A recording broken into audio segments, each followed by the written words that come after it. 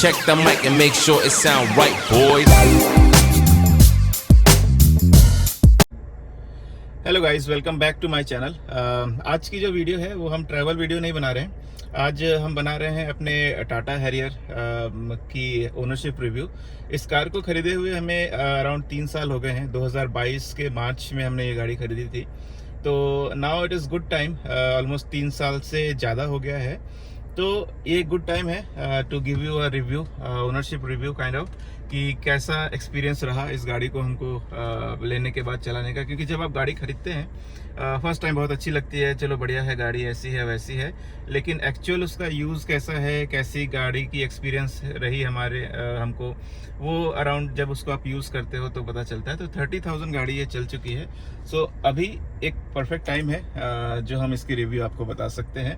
तो ये इस वीडियो में हम ऐसे नॉर्मल जो बाकी वीडियोस होती है जिसमें नॉर्मल प्रोज एंड कॉन्स बताते हैं या फीचर्स बताते हैं, उस पर ज़्यादा फोकस नहीं करेंगे। फोकस हम करेंगे कि क्या एक्सपीरियंस रहा हमारा, क्या ये गाड़ी अगर आप कंसिडर कर रहे हैं 2025 में ख़रीदने की, अभी तो इसके एडवांस वर्जन आ चुकी है, तो अगर आप उसको कंसिडर करने वाले हैं या आप यूज्ड कार में जाने वाले हैं, तो क्या ये वर्थ इट रहेगा, इस बारे में ये वीडियो है। तो एक एक करके सारी चीज़ें मैं बताऊंगा। तो चलिए शुरू करते हैं।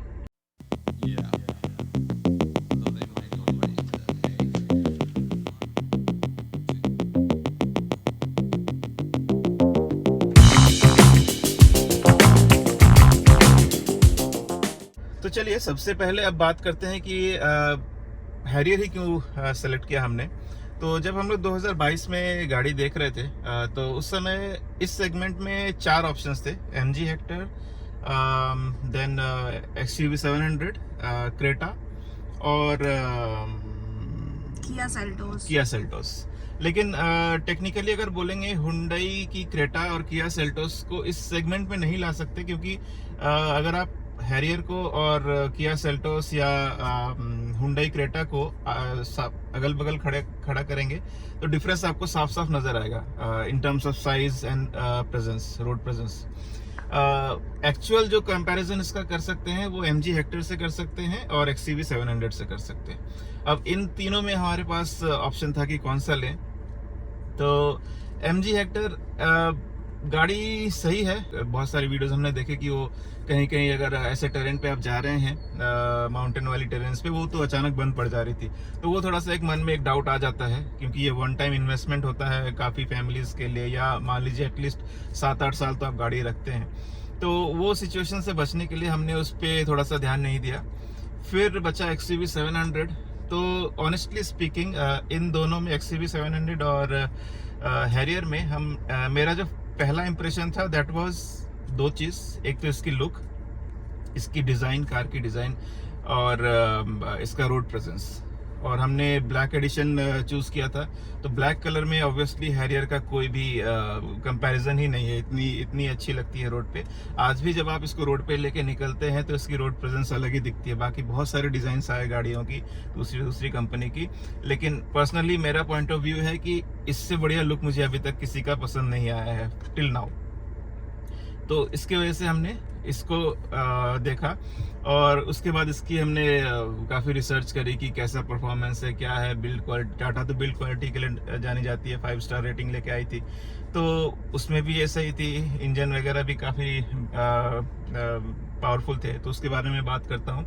लेकिन फर्स्ट साइट पे लुक वाइज मुझे ये बहुत बढ़िया लगी, तो इसलिए हमने अपना सर्च नैरो डाउन कर दिया और हमने हैरियर के लिए एक्सप्लोर करना शुरू किया और उसकी टेस्ट ड्राइव वगैरह ये सब लेना स्टार्ट किया। तो उसके बाद हमने ये फाइनल कर दिया, क्योंकि जैसा कि मैंने बताया कि लुक की वजह से ही मेरा पहला अटेंशन इस पे आया था। तो चलिए एक बार मैं आपको बाहर से दिखा देता हूँ गाड़ी कैसी दिखती है। एक बार गाड़ी के चारों तरफ का व्यू आपको दिखा देता हूँ।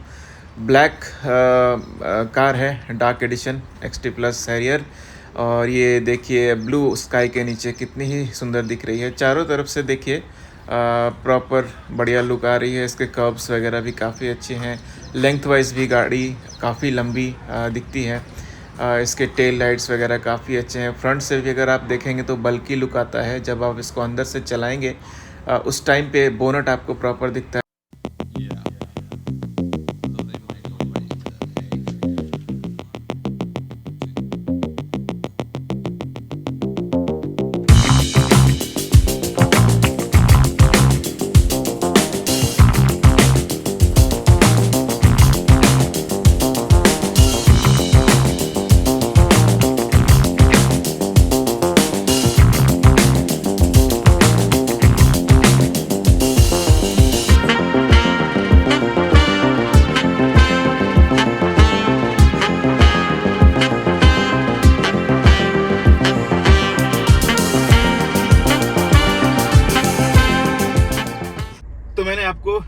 एक्सटीरियर दिखा दिया, इसकी लुक्स एंड फील्स ऑब्वियसली आपको ये काफ़ी पसंद आई होगी।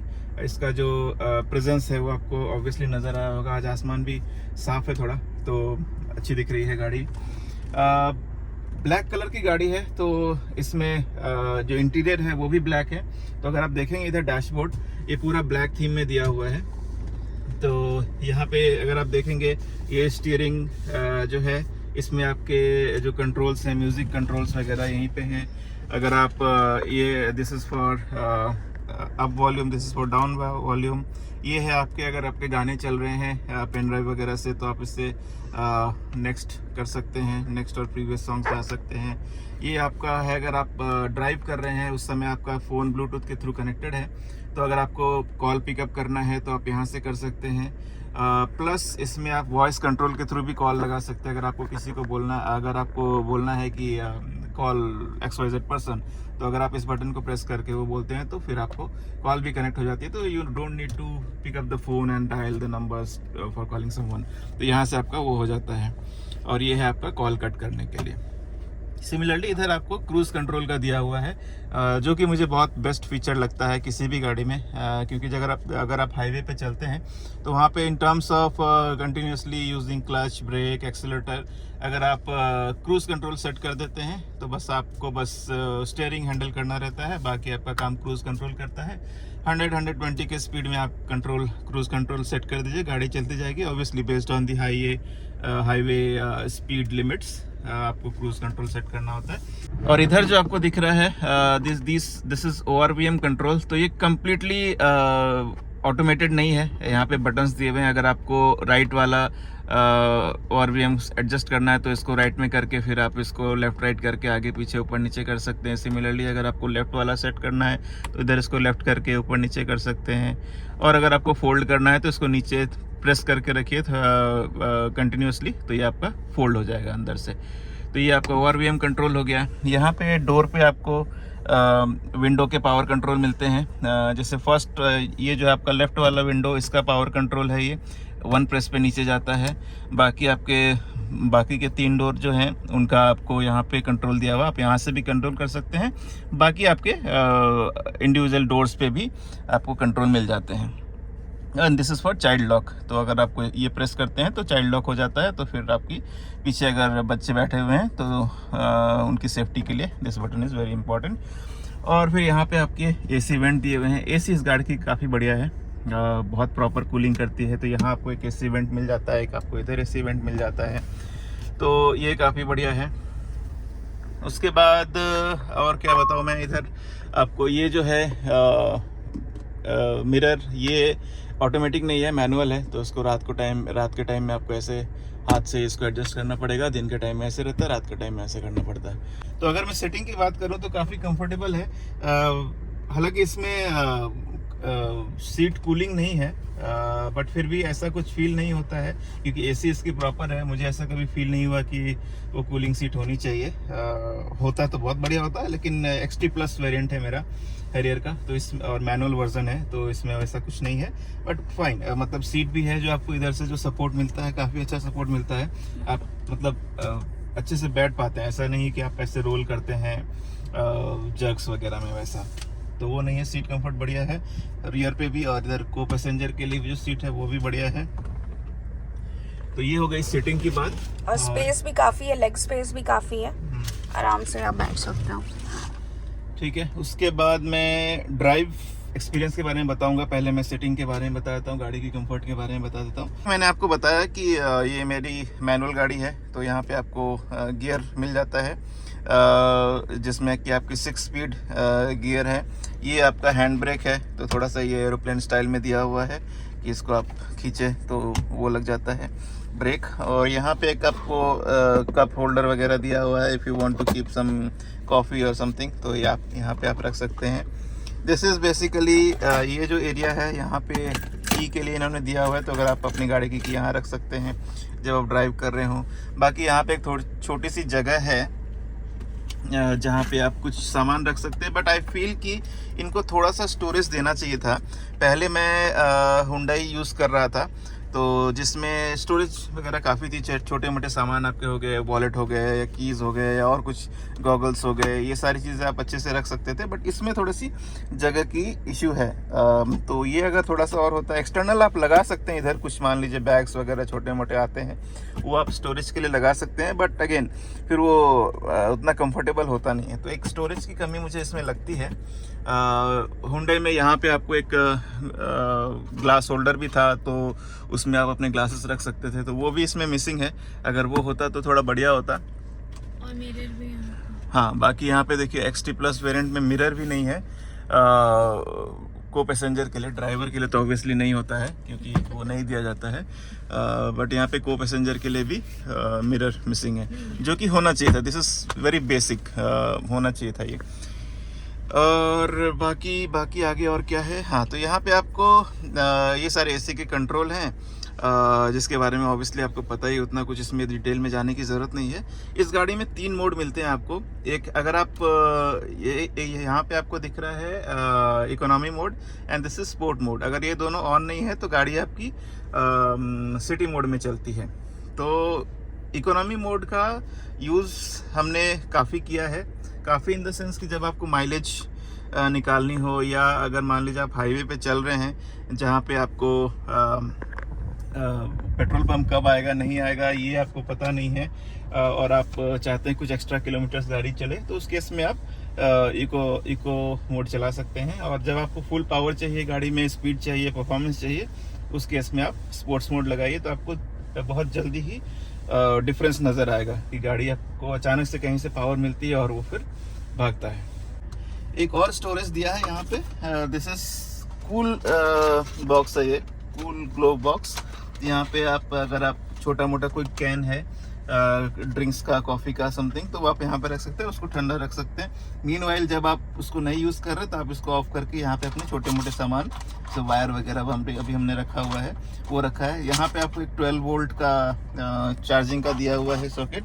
यहाँ से आप अपना जो एयर प्रेशर का कनेक्शन अगर लेना है, एयर प्रेशर फिल करना है गाड़ी में, तो उसको यहाँ से कनेक्ट कर सकते हैं। और यहाँ पे 2 USB दिया हुआ है if you want to charge something any of the devices, तो यहाँ पे आपको 2 स्लॉट मिल जाते हैं चार्जिंग के लिए।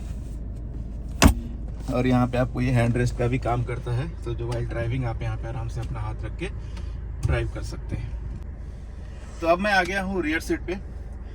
रियर सीट पे इस गाड़ी का असली मजा है। ड्राइवर को तो ठीक है, वो जो भी एक्सपीरियंस है, बट जो पीछे बैठते हैं उसको बहुत ही बढ़िया एक्सपीरियंस है। यहाँ पे अगर आप देखेंगे थाई सपोर्ट जो है इस गाड़ी की बहुत बढ़िया है। यहाँ पे आप आराम से रख सकते हैं, और यहाँ पे 3 आदमी आराम से बैठ सकता है विदाउट एनी डिफ़िकल्टी, और आराम से बैठ सकता है। अगर 2 आदमी हैं तो आप इसको नीचे कर लीजिए, ये आपका एक कप होल्डर बन जाता है। फॉर एग्जांपल, अगर आपको कॉफ़ी पीनी है, आप यहाँ पे कॉफ़ी रखिए ऐसे करके, और फिर आप अपना कॉफ़ी का मज़ा लेते हुए अपने व्यू को एंजॉय करिए। यहाँ से व्यू काफ़ी बढ़िया है, इधर से भी काफ़ी खुला आपको विंडो साइजेस बड़ी बड़ी दिखती है, जिससे आपको गाड़ी कभी बंद नज़र नहीं आती है, थोड़ा एयरी टाइप से फील होता है। उसके ऊपर अगर आपको दिखाना है या आपको और मज़े लेने हैं, तो अगर आप इसका सनरूफ खोलेंगे, एक बार ओपन करो, तो देखिए अभी इसमें क्या है, सनरूफ प्लस मूनरूफ दोनों है। तो अगर मैं इसको ओपन करता हूँ तो ये देखिए प्रॉपर सनलाइट अंदर आती है, गाड़ी इतनी ओपन दिखती है कि लगता ही नहीं है कि हम लोग किसी बंद जगह पे बैठे हैं। तो अगर मैं आपको इधर से दिखाऊं, एक बार कैमरा मुझे दो, पकड़ो।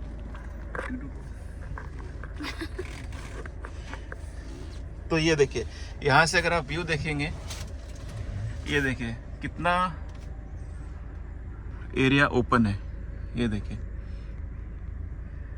तो जस्ट इमेजिन कि बारिश के मौसम में अगर आप ये सनरूफ मूनरूफ ओपन करके चल रहे हैं, तो यहाँ से जो व्यू है वो कितना बढ़िया रहेगा, ओपन रहेगा, ऊपर पानी की बूंदें गिर रही होंगी, और आप अपनी गाड़ी में बैठे हैं, कॉफ़ी का मज़ा ले रहे हैं जैसे कि मैंने आपको दिखाया, और आप ड्राइव का मज़ा ले रहे हैं। तो ये बहुत अच्छा। और यहाँ से अगर आप व्यू देखेंगे, देखिए गाड़ी की लेंथ आप देखिए यहाँ से, और यहाँ से जो व्यू आता है सामने का, दैट इज़ नेक्स्ट लेवल। और एक बार इसका बंद करो, ये वाला जो ओपन एरिया है। तो ये देखिए अभी हमने ये जस्ट ग्लास बंद कर दिया है, और ये देखिए क्या बढ़िया सनलाइट अंदर आ रही है। तो आपको ओपन कार का भी मज़ा इसमें दिख जाएगा। और अगर आप इधर से देखें तो गाड़ी की ये देखिए पूरा ओपन लग रहा है। अगर मैं दिखाऊं आपको, चारों तरफ लग रहा है ग्लासेस ही ग्लासेस हैं और कहीं से भी आपको बंद एरिया नहीं दिख रहा है, तो विच इज़ वेरी गुड।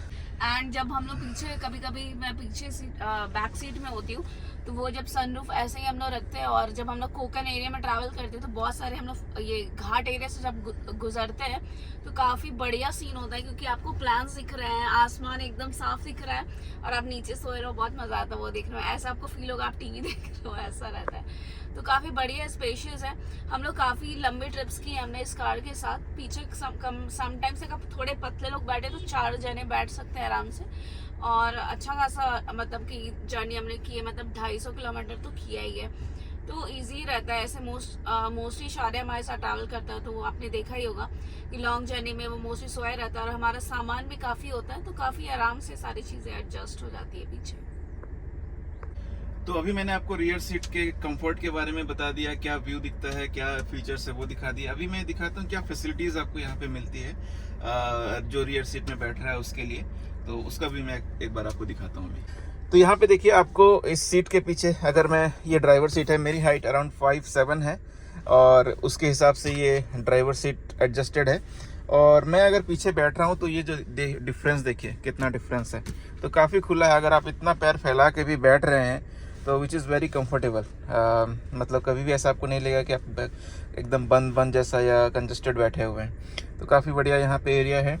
यहाँ पे आपको एक पॉकेट दिया जाता है जहाँ पे आप अपनी कुछ मैगजीन्स वगैरह या कुछ ऐसा सामान रख सकते हैं। हमने ये अलग से एक हुक ले रखा है, क्योंकि अगर आप ट्रैवल करते हैं तो बहुत सारी ऐसी चीज़ें होती है, छोटी मोटी चीज़ें जो आपको रखनी होती है, तो आप यहाँ पे हैंग करके रख सकते हैं। तो ये हमने एक लिया हुआ है।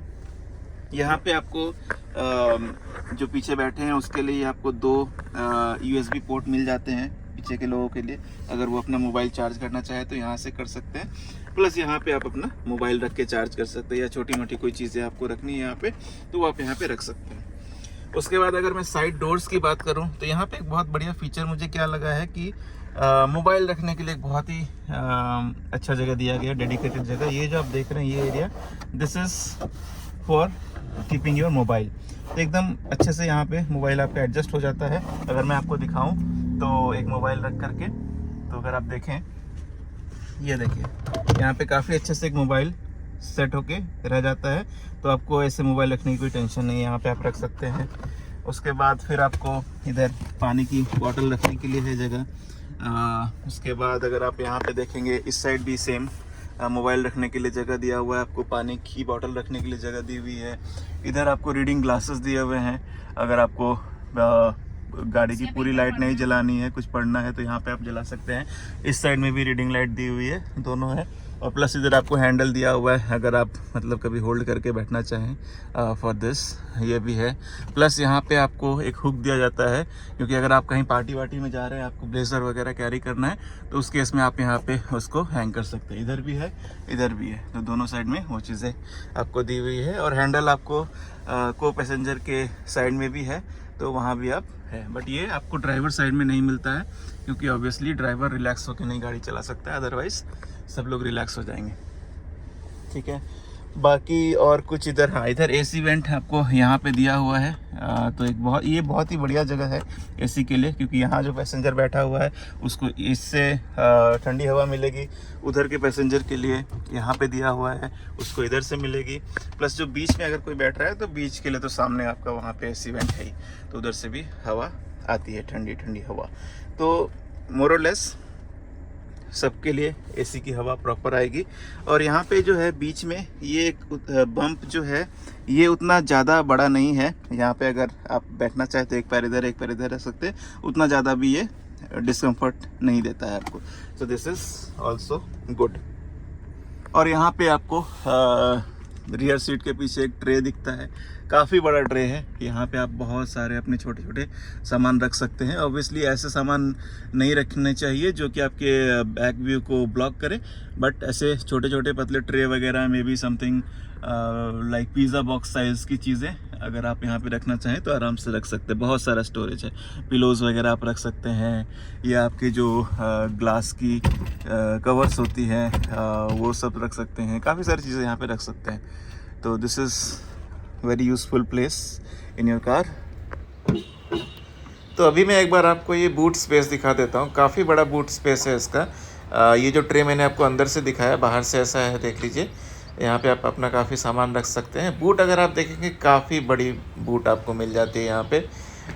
ये देखिए, अगर मैं थोड़ा अंदर जा कर के दिखाऊँ तो यहाँ पे आपको इतना डीप बूट मिलता है, प्लस लेफ़्ट में भी थोड़ी सी जगह मिल रही है, राइट में भी थोड़ी सी जगह मिल रही है। छोटे मोटे सामान आप यहाँ पे रख सकते हैं। यहाँ आपको लाइट मिल जाती है अगर आप रात में ओपन करते हैं, अगर आपको विजिबिलिटी की इशू आती है। तो हमने यहाँ पे आसानी से 4 से 5 बैग लेके ट्रैवल किया है।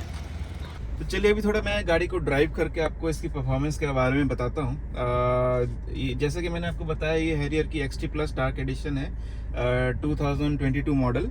तो इसमें 2.0 लीटर की डीजल इंजन है, जो कि आपको 170 PS और 350 न्यूटन मीटर का टॉर्क प्रोड्यूस करता है, which is such a powerful engine you can say. और in terms of drive quality मैं थोड़ा आपको दिखाता हूँ, उसके बाद फिर मैं और भी बात करता हूँ। तो अभी हमने अपनी गाड़ी यहाँ पे पार्क कर रखी है।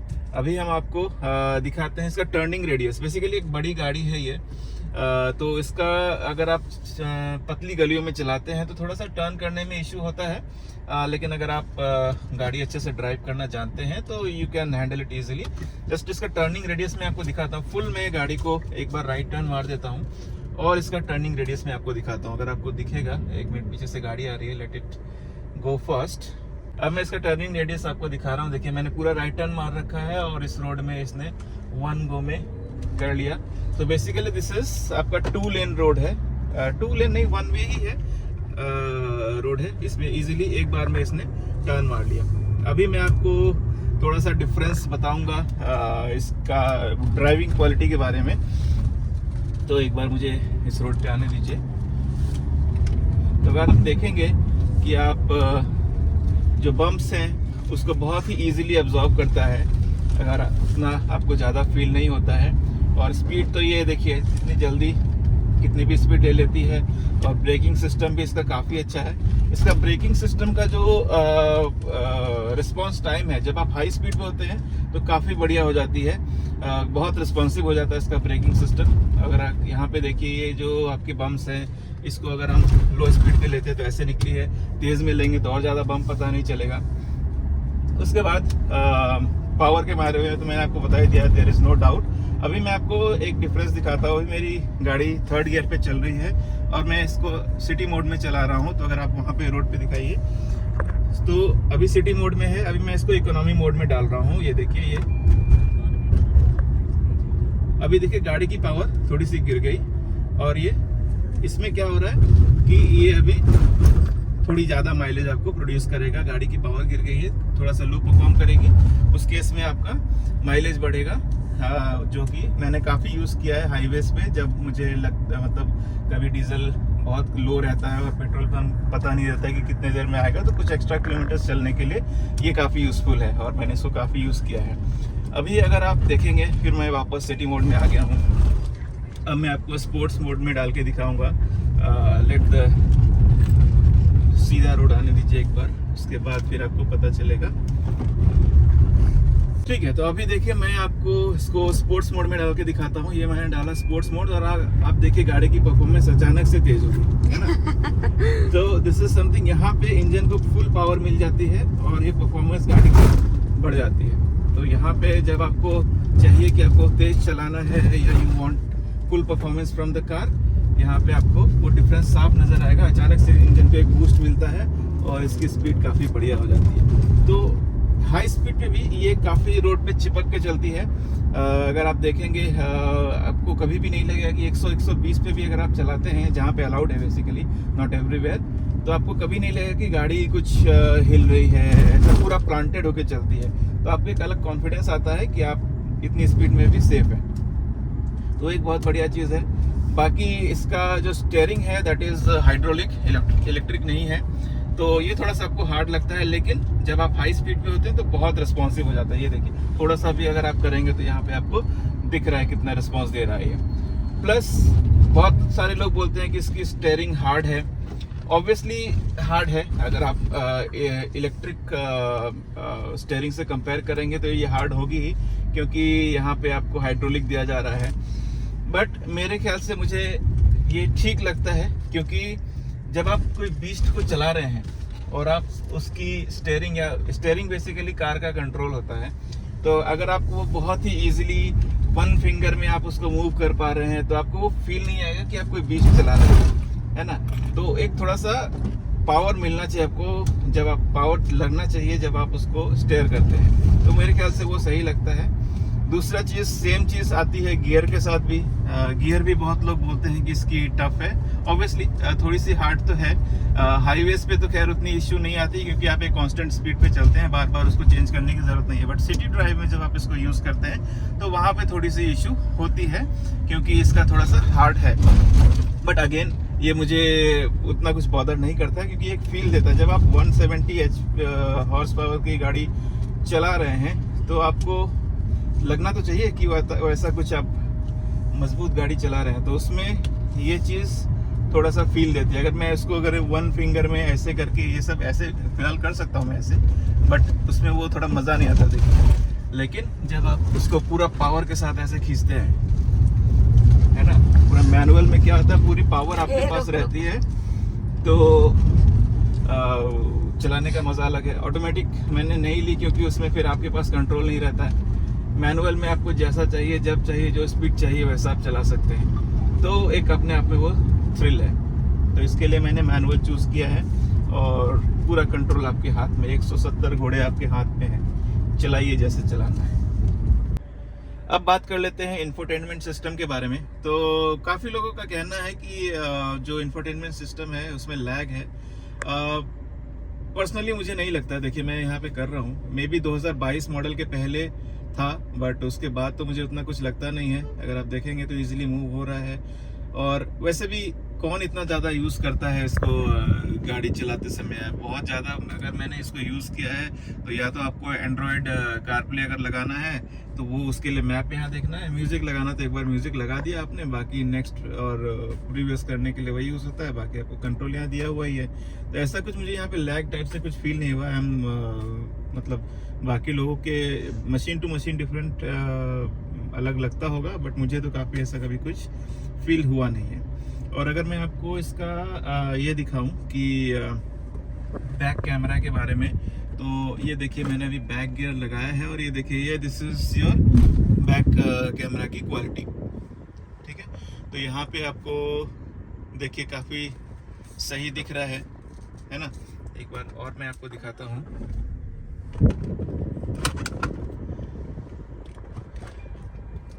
ये देखिए आपको एक लेन असिस्ट भी मिल जाता है कि आप कैसे गाड़ी पार्क करेंगे। विजिबिलिटी काफ़ी बढ़िया है, जितनी ज़रूरत होनी चाहिए उतनी है। रात को भी इसकी विजिबिलिटी काफ़ी बढ़िया रहती है, तो मुझे इसमें कोई इश्यू नहीं लगता है, ठीक है। तो ये भी ठीक ठाक ही है। उसके बाद अगर मैं म्यूज़िक सिस्टम की बात करूं, म्यूज़िक अभी बजा नहीं सकता due to copyright issues, but इसमें हरमन के स्पीकर्स लगे हुए हैं। आई थिंक 8 स्पीकर हैं, जो आपको उधर एक दिख रहा है, एक यहाँ पे दिखेगा, फिर बैक साइड में भी है, तो ऐसे करके डोर्स पे भी है। तो 8 स्पीकर है। तो इसकी म्यूज़िक क्वालिटी के बारे में तो देयर इज़ नो मैच। एक जस्ट क्विकली छोटा क्लिप में भी मैं आपको बजा के बता सकता हूँ।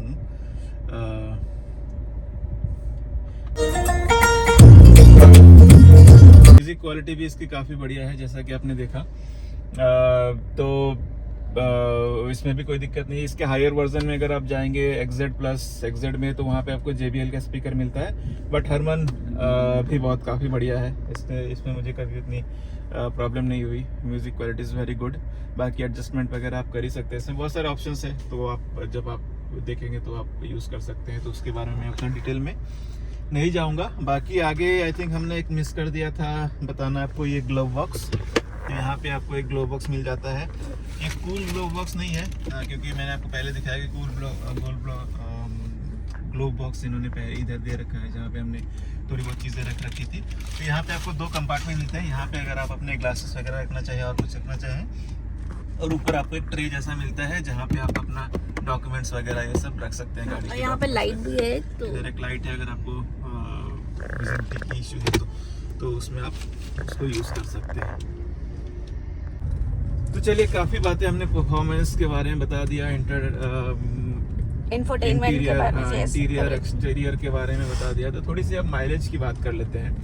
तो इस गाड़ी से हमारा दोनों टाइप का जर्नी होता है। सिटी राइड भी होता है काफ़ी, डेली ऑफिस जाना आना, फिर सिटी में भी इधर उधर जाना, इस चीज़ से होता है।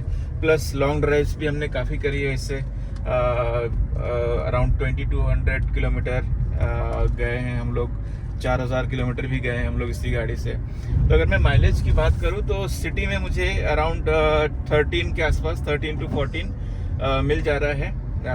बट अगर बम्पर टू बम्पर ट्रैफिक में चला रहे तो उस केस में थोड़ा सा नीचे आता है, मे बी 12 के आसपास मिलता है। बट हाईवेज पे जब हम जाते हैं तो हाईवेज पे अराउंड 14-15 मिल जाता है। बट जब हम बिहार गए थे, अराउंड पुणे से इंदौर, इंदौर से लखनऊ और लखनऊ से बिहार, तो वहाँ पे हमने 19 का एवरेज निकाला था। कंसिडरिंग कि कंटिन्यूस एसी चल रहा था, उसके बावजूद हमने 19 निकाला था। अगर एसी आप ठंडी के मौसम में जाते हैं तो एसी की ज़रूरत अगर नहीं है तो उस केस में आई थिंक ये 20-21 का भी माइलेज आपको दे सकती है। तो बीइंग अ 2.0 लीटर इंजन, इतनी बड़ी गाड़ी होने के बाद भी अगर आपको हाईवेज पे 19-20 का माइलेज मिल रहा है तो मुझे नहीं लगता कि इसमें कोई इसका कोई कंपैरिजन है। तो माइलेज के मामले में वही है। और इसको हमने हिल्स पे भी ड्राइव किया है, काफ़ी सारे कोंकण रीजन में हमने इसको पहाड़ों पे चलाया है, काफ़ी रफ पैचेस में चलाया है। तो वहाँ भी मुझे माइलेज जो है कभी भी उतना ड्रॉप नहीं हुआ, डबल डिजिट से नीचे तो कभी मुझे नहीं आया है माइलेज। तो वहाँ भी हमने 12-13 का माइलेज निकाला ही है। अगर आप रफ पैचेस में ड्राइविंग की बात करें तो वहाँ भी आपको इसका सस्पेंशन काफ़ी अच्छा है, जिसकी वजह से आपको उतने ज़्यादा जर्क फील नहीं होते हैं। प्लस कंट्रोल के बारे में मैंने आपको बता ही दिया। तो driving quality is best. Mileage के मामले में भी बहुत बढ़िया है, उसमें कोई इशू नहीं है। तो you can easily go for this car.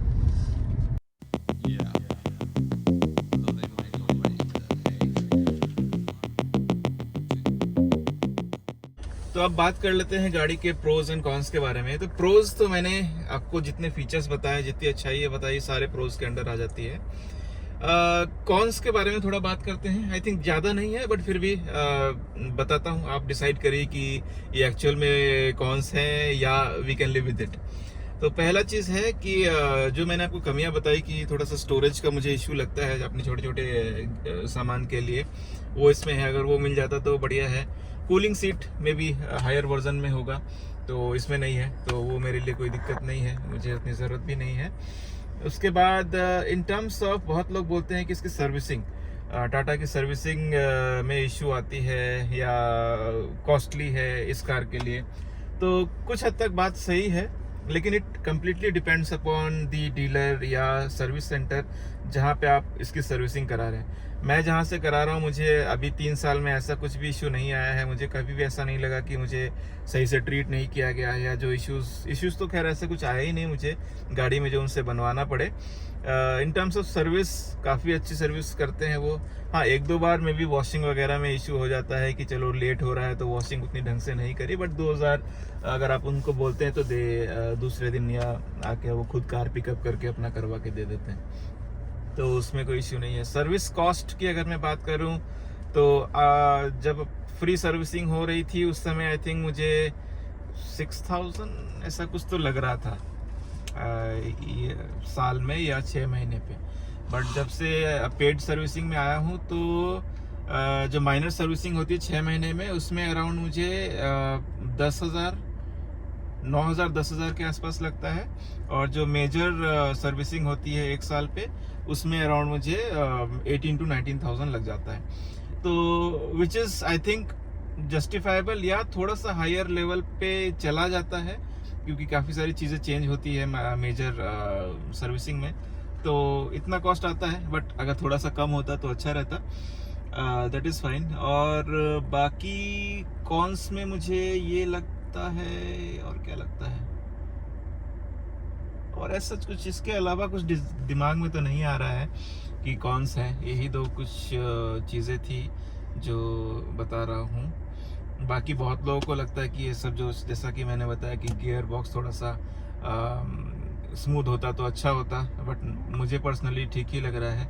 But किसी को अगर चाहिए तो ऐसा उसको आप कॉन्स में कंसिडर कर सकते हैं। हाँ, दूसरी एक चीज़ जो मुझे फील होती है, इसका जो क्लच है वो बहुत डीप है। तो कौन मुझे लगता है वो है इसका थोड़ा सा क्लच एंड ये जो आपका सिस्टम है इधर, क्लच, ब्रेक और एक्सीलरेटर, तो क्लच इसका काफ़ी डीप है। ये देखिए, यहाँ तक अगर आपको क्लच लगाना है तो आपको ये पूरा नीचे तक लेके जाना पड़ता है। तो अगर किसी की हाइट कम है तो थोड़ा सा इश्यू हो सकता है। मुझे थोड़ा सा ये लगता है हार्ड, क्योंकि जब हाईवे पे तो ठीक है, उतना ज़्यादा क्लच की ज़रूरत पड़ती नहीं है। बट जब आप सिटी पे ड्राइव कर रहे हैं, बम्पर टू बम्पर ड्राइव कर रहे हैं, उस केस में फिर आपको कंटिन्यूस ये क्लच वाला सिस्टम यूज़ करना पड़ता है। तो उस केस में घुटने आपके खुलते हैं। तो अगर ये थोड़ा सा लाइट रहता तो मेरे ख्याल से अच्छा होता। तो ये एक मुझे कौन लगता है। बाकी थोड़े बहुत छोटे मोटे जो फीचर्स हैं जो मैंने आपको बताया कि होने चाहिए थे, जैसे ये आपका अगर इलेक्ट्रिकल एडजस्टेबल रहता तो वो अच्छा रहता। TPMS इसमें नहीं है मेरे पास, आई एम नॉट श्योर कि हायर वर्जन में है कि नहीं। तो मैंने एक एक्सटर्नल लगा लिया है, तो इसका काम भी मेरा हो ही रहा है। बाकी ऐसा मुझे कोई कौन नज़र नहीं आया है। टाटा की गाड़ी बिल्ड क्वालिटी के लिए जानी जाती है। सर्विस पहले इसकी ख़राब हुआ करती थी मे बी, बट अभी जब से लग्जरी कार्स आ गई है टाटा के सेगमेंट में तो उन्होंने इम्प्रूव भी किया है। तो एक्सपीरियंस ओवरऑल अच्छा ही है मेरे लिए। तो चलिए, ये था हमारा रिव्यू का video Tata Harrier XT plus dark edition का। अब कंक्लूज़न की बात करते हैं। अगर आप गाड़ी लेने की सोच रहे हैं 2025 में and you are looking for any proper SUV, तो आपको हैरियर लेना चाहिए या नहीं लेना चाहिए उसके बारे में बताता हूँ। डेफिनेटली आपको you should go for Harrier. अगर आप नया लेना चाह रहे हैं तो वेल एंड गुड। अगर आप यूज्ड कैटेगरी में भी जाना चाह रहे हैं तो भी वेल एंड गुड है। क्योंकि अगर आप एक ड्राइविंग इंथुसियास्ट हैं और आप लॉन्ग ट्रिप करना पसंद करते हैं और आप सिटी ड्राइव भी आपकी काफ़ी है, तो उस केस में इस गाड़ी का फिर कोई कंपैरिजन नहीं है। क्योंकि मैंने आपको बताया कि हाईवेज पे इसकी परफॉर्मेंस डबल हो जाती है। सिटी में भी इसकी जो रोड प्रेजेंस है, आज भी इतनी गाड़ियां आने के बाद भी इसकी रोड प्रेजेंस अलग ही निकल के दिखती है। लोग उसको एक बार देखते ही हैं। तो और ऊपर प्लस आपका ये dark edition, there are other versions as well, dual edition है, अभी नए नए कलर्स भी आ गए हैं। तो अगर आप वो भी देखना चाहें तो वो भी देख सकते हैं। परफॉर्मेंस वाइज 3 साल में टचवुड अभी तक मुझे कोई भी ऐसा इशू नहीं आया है कि मुझे इस गाड़ी ने परेशान किया है। तो परफॉर्मेंस वाइज मुझे काफ़ी बढ़िया लग रही है। 3 साल हो गए हैं, 30,000 किलोमीटर के आसपास गाड़ी मैंने चला दी है 3 साल में। होपफुली इसका मैं एक और रिव्यू बनाऊंगा, मे बी जब इसके 5 साल होने के बाद में भी 50,000 किलोमीटर के ऊपर हो जाएगा, उसके बाद भी एक रिव्यू बनाऊंगा। उस समय आपको फिर पता चलेगी क्या इस गाड़ी की परफॉर्मेंस है। बट आज की डेट में मुझे इससे कोई इशू नहीं है and I will highly recommend कि अगर आप प्रॉपर SUV देख रहे हैं, आपके हाथ में एक पावरफुल कार चाहिए, रोड प्रेजेंस चाहिए और ड्राइविंग सेटिस्फेक्शन चाहिए, तो you should definitely go for Harrier. Version आप पे डिपेंड करता है, आप कौन सा वर्जन लेना चाहते हैं according to your budget and comfort. And transmission also it depends upon your convenience. आप मैनुअल के लिए जाना चाहते हैं या ऑटोमेटिक के लिए जाना चाहते हैं, ये कम्प्लीटली आप पे डिपेंड करता है। मुझे पर्सनली मैनुअल पसंद है, तो इसलिए मैंने मैनुअल ली।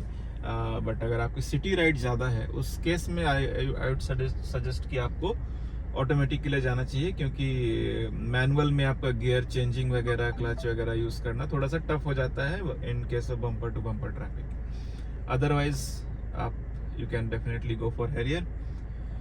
तो ये था हमारा आज का वीडियो। आई होप आपको ये वीडियो पसंद आई होगी, इन्फॉर्मेशंस आपको यूज़फुल लगे होंगे। अगर आप गाड़ी लेने की सोच रहे हैं तो इस वीडियो से आपको थोड़ा बहुत आइडिया लग गया होगा।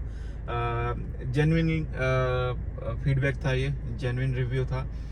इसमें कुछ भी ऐसा नहीं था कि जो मैंने वीडियो अच्छी दिखी इसके लिए मैंने बोला है, वैसा कुछ नहीं है।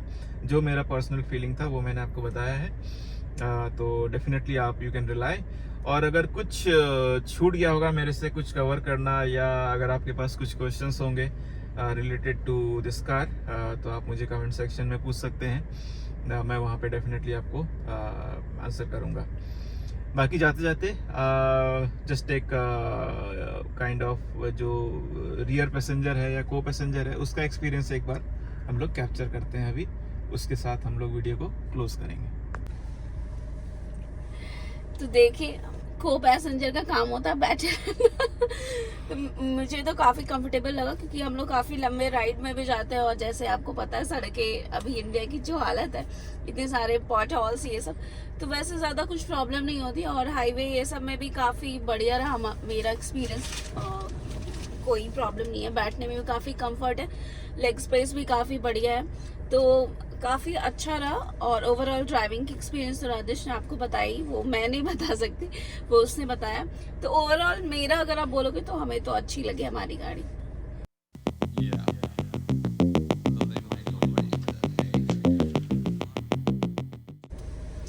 तो चलिए, हमारा जो एक्सपीरियंस था, मतलब इतने 3-4 साल अब होने वाले धीरे धीरे, तो हमारा जो एक्सपीरियंस था हमने आपके साथ वो शेयर किया, और अच्छा ही रहा हमारा एक्सपीरियंस अभी तक।